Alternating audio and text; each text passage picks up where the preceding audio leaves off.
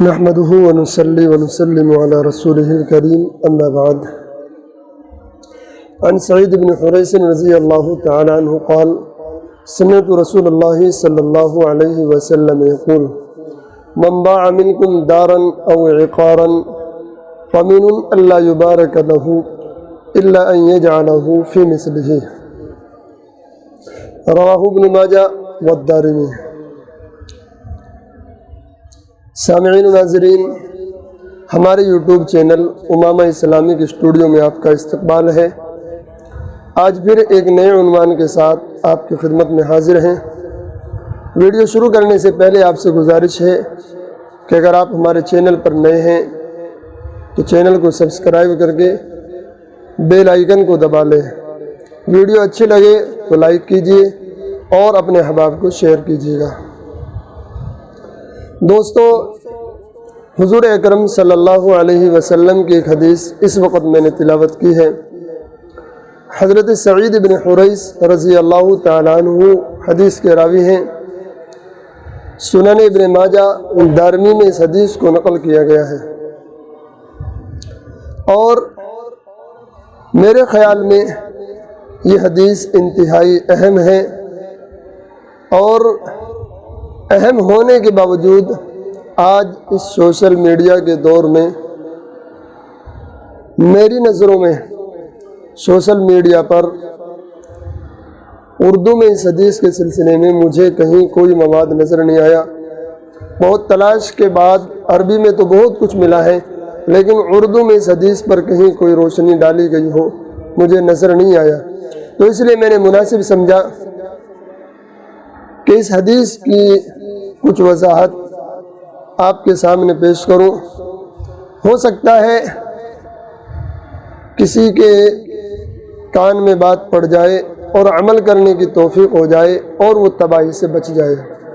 ہمارے آقا جناب محمد رسول اللہ صلی اللہ علیہ وسلم امت کے اوپر انتہائی مشفق اور رحم دل تھے.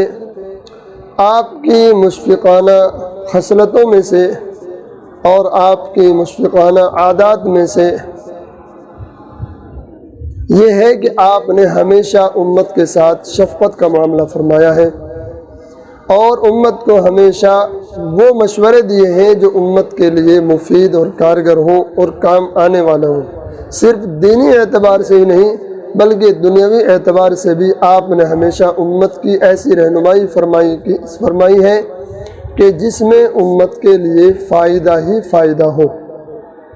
تو اس حدیث میں حضور اکرم صلی اللہ علیہ وسلم نے ارشاد فرمایا کہ جو شخص اپنا گھر یا مکان، اپنا باغ یا جائیداد فروخت کرے تو آپ نے فرمایا قمن اللہ یبارک لہ، سزاوار ہے کہ اس کے اس عمل میں فائدہ نہ ہو، برکت نہ ہو، الا ان یجعلہ فی مثلہ، الا یہ کہ وہ بیچ کر کے اسی کے مثل میں اس کو لگائے.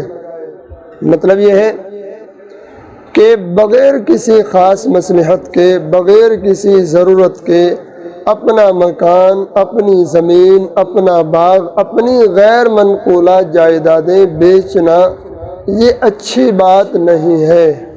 اگر کبھی بیچنے کی ضرورت پیش بھی آئے، کوئی مصلحت ایسی ہو بیچنے کی، تو بیچ کر کے اس کو اسی سلسلے میں، اسی جیسی چیز میں خرچ کیا جائے.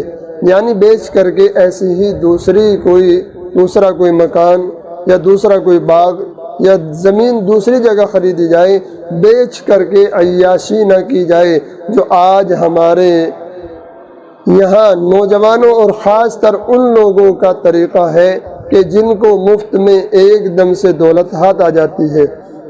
وراثت میں مال مل گیا، جائیداد مل گئی، تو اب اس کی قدر نہیں ہوتی بلکہ اس کو بیچ کر کے ایسے اڑا دیتے ہیں کہ کچھ دنوں کے بعد پھر بھیک مانگنے کے قابل ہو جاتے ہیں.